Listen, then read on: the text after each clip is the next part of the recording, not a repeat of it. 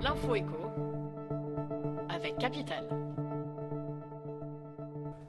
Le coup de gueule du jour pourrait être poussé par des clients de la BNP Paribas. Depuis quelques jours, ils sont plusieurs à se plaindre de virements qui ont été débités 2 fois sur leur compte. La banque a de son côté confirmé un incident de comptabilisation de certains virements.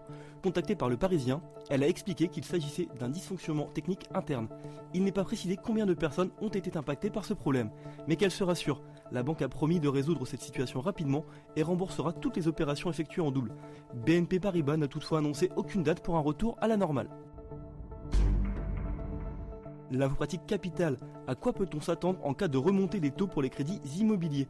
Il est encore possible d'obtenir des prêts avec des taux inférieurs à 1% actuellement. Mais l'entremontée des taux n'est pas à exclure d'ici la fin de l'année.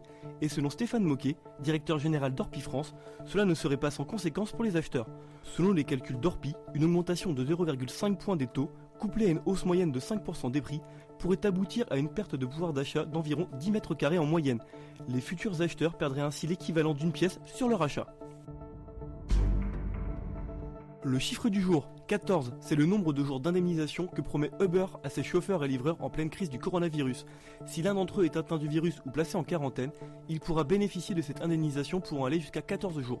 Le montant de celle-ci sera fixé selon les revenus générés sur Uber les 2 semaines précédentes. Il s'agit ici d'un changement de politique notable du géant américain. Celui-ci considère d'habitude les chauffeurs et livreurs comme des entrepreneurs indépendants non éligibles à ce genre d'avantages.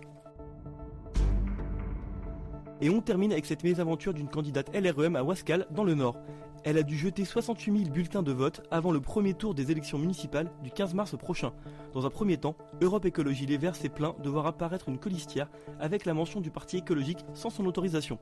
La candidate a fait réimprimer 34 000 bulletins qu'elle a dû de nouveau jeter à la poubelle à cause d'une faute de frappe sur le nom d'un colistier. Selon les calculs de la Voix du Nord, elle aurait ainsi déboursé 2 500 € de frais supplémentaires. C'était l'info écho avec Capital.